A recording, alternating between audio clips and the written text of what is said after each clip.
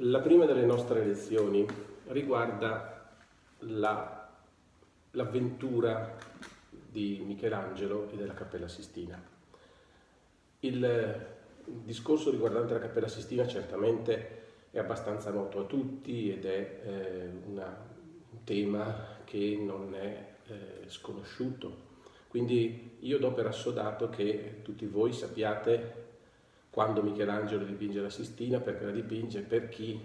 però saranno tutti elementi che ricorderò durante queste lezioni. La cosa davvero importante è però sottolineare quanto sia molto difficile per noi oggi riuscire a comprendere la situazione nella quale si trovava Roma e nella quale si trovava Michelangelo, così come Raffaello, così come gli artisti che operavano in quegli anni del primo Cinquecento, perché noi abbiamo sotto gli occhi una città che è stata profondamente trasformata dal punto di vista urbanistico, dal punto di vista architettonico, soprattutto nel corso del Seicento, ma soprattutto del Settecento. Questo lo dico perché è molto importante riuscire a contestualizzare il lavoro e l'intervento di Michelangelo, oltre che, ripeto, di Raffaello e dal punto di vista monumentale di Bramante. Per questo dico, è estremamente necessario che noi cerchiamo di entrare e di comprendere un poco cosa succedesse a Roma e che cosa fosse Roma dalla seconda metà del Quattrocento almeno.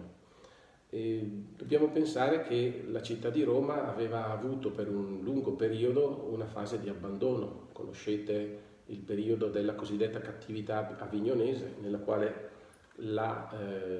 sede romana era stata trasportata ad Avignone e quindi la città era decaduta al punto da diventare, secondo quello che dicono alcuni biografi del tempo, quasi un luogo dove pascolavano le pecore, quindi quasi un villaggio. Fondamentalmente Roma aveva perso completamente la sua leadership, ma aveva perso anche la sua importanza dal punto di vista monumentale. Infatti noi, se provate a riflettere, girando Roma vediamo che non esiste, se non in un solo caso, ovvero in Santa Maria sopra Minerva, non esiste il gotico a Roma. Noi lo vediamo nelle altre parti d'Italia,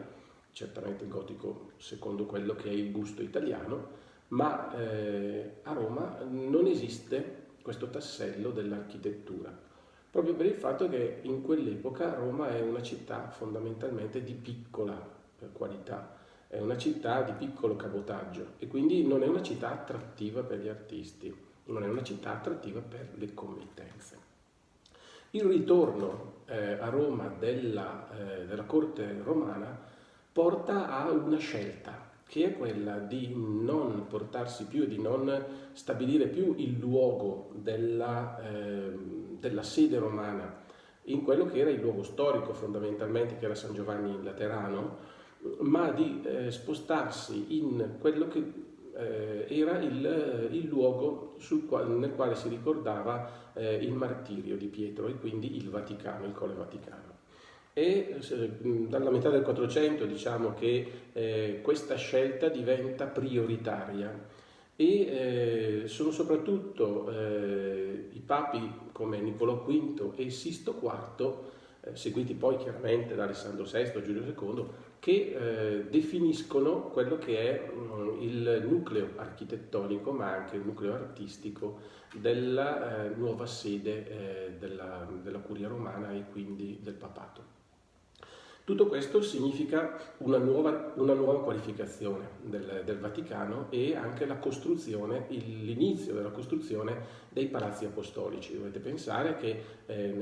sul Colle Vaticano esisteva la Basilica Costantiniana e poi alcuni edifici, ma che chiaramente non potevano sopperire a quelle che erano le necessità di una corte importante come quella del Papa, che comunque a tutti gli effetti aveva un'importanza politica oltre che morale e religiosa, che necessitava di una quantità di luoghi, una quantità anche di luoghi di rappresentanza che non potevano essere scontati. Passata quindi la fase di prima revisione, prima costruzione sotto Niccolò V, noi abbiamo una forte idea di costruzione ma anche di decorazione, soprattutto con Sisto IV della Rovere. Sapete, è lo zio di Giulio II e a Sisto IV si deve proprio la costruzione della Cappella Sistina. Già da qui dobbiamo fare una piccola precisazione. La Cappella Sistina nasce come Cappella Palatina, ovvero come la cappella del Palazzo Erigendo, Palazzo Vaticano, ma ha anche un significato molto importante dal punto di vista simbolico. Infatti la costruzione della Sistina tradizionalmente ha rispettato quelle che erano le misure del Tempio di Salomone. Questo non è un fatto di poco conto, anche perché noi ci troviamo in un'epoca come il 400 nel quale il ritorno al passato e il ritorno soprattutto a una entità del passato che possa diventare simbolica è estremamente importante. E con questo Papa, con Sisto IV, e con anche un elemento simbolico come la Sistina, che noi riusciamo a capire che cosa si intendesse da parte della Curia Vaticana e quindi del Pontefice, che cosa significasse la ristrutturazione di Roma. A tutti gli effetti siamo davanti a una ristrutturazione di Roma che ha come primo obiettivo quello di significare la ricostruzione non tanto della città storica di Roma, ma della Nuova Gerusalemme. E quindi ci troviamo in un ambito simbolico, ma soprattutto in un ambito di qualità religiosa estremamente importante. Mettere accanto alla testimonianza della Basilica di San Pietro, secondo la costruzione chiaramente di Costantino,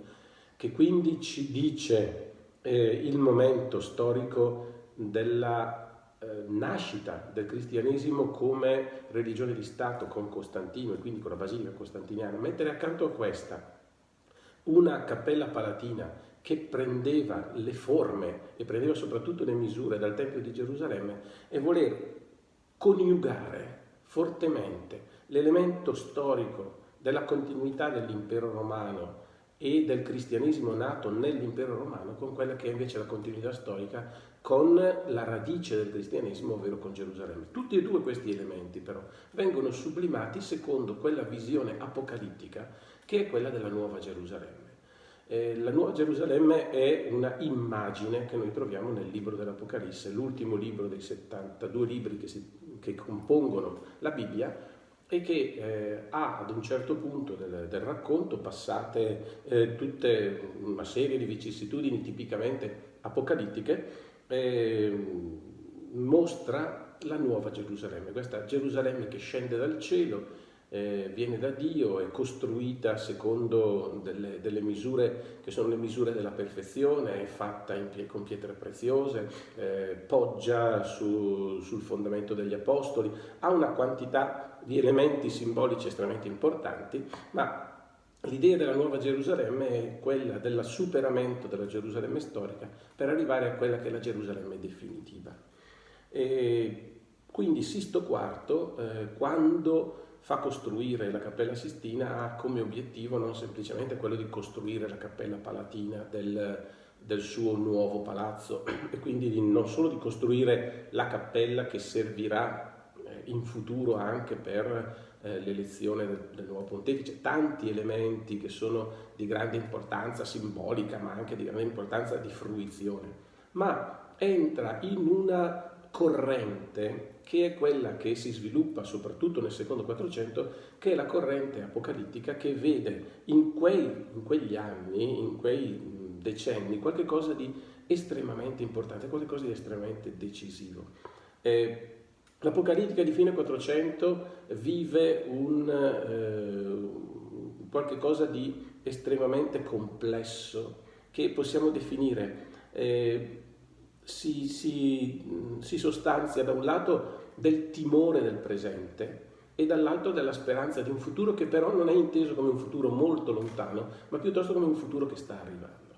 Provate a pensare che cosa accade dal punto di vista delle guerre, delle difficoltà, delle carestie che accadono in questo periodo, ma pensate anche ad esempio alle grandi predicazioni. Tenete presente che è sul finire del 400 che avviene la grande predicazione di Girolamo Savonarola, che parla proprio in senso apocalittico di un cambiamento, della novità Savonarola parla di Firenze come Nuova Gerusalemme, ad esempio, no? Quindi è un periodo molto segnato, oltre che dalla difficoltà, anche dal bisogno di trovare uno sbocco veloce, uno sbocco che si vede quasi come necessariamente imminente. E quindi questa idea di un'apocalissi ventura, ma intesa non tanto come un'apocalissi di catastrofe, perché non è semplicemente il termine apocalisse, non riguarda semplicemente il discorso della catastrofe, ma riguarda proprio la rivelazione, no? La catastrofe è quell'elemento iniziale e momentaneo che poi porta al disvelamento, porta alla comprensione, porta al fatto che Dio diventa veramente il Dio con noi. Questo è il concetto dell'apocalittica, e questo è un continuare a ribadirsi durante questi decenni, che sono dei decenni molto incandescenti, e ripeto, non soltanto dal punto di vista politico o dal punto di vista sociale, ma anche dal punto di vista religioso. Pensate che tutto questo movimento di rinnovamento, di ricerca di rinnovamento della Chiesa interna e esterna, porterà poi a tutto quello che è il fenomeno della riforma, che avviene agli inizi del Cinquecento e ha il suo punto di partenza proprio con Lutero. Quindi immaginatevi, in questo tipo di contesto noi abbiamo un Papa come Sisto IV, il quale decide a un certo punto di costruire la sua cappella palatina formandola sopra quelle che sono le misure del Tempio di Gerusalemme. E questo elemento fondamentale viene ribadito anche all'interno. Voi sapete che la Cappella Sistina non è stata affrescata soltanto da Michelangelo, anzi Michelangelo interviene in un momento secondo e in un momento terzo nella decorazione della cappella. La prima decorazione viene affidata da Sisto IV a una equipe di artisti che provengono soprattutto da Firenze e che affrescano la parte inferiore delle pareti laterali. Esattamente non la parte inferiore, perché la parte più bassa è quella oggi dipinta con finti arazzi e che nelle feste solenni nel Cinquecento veniva poi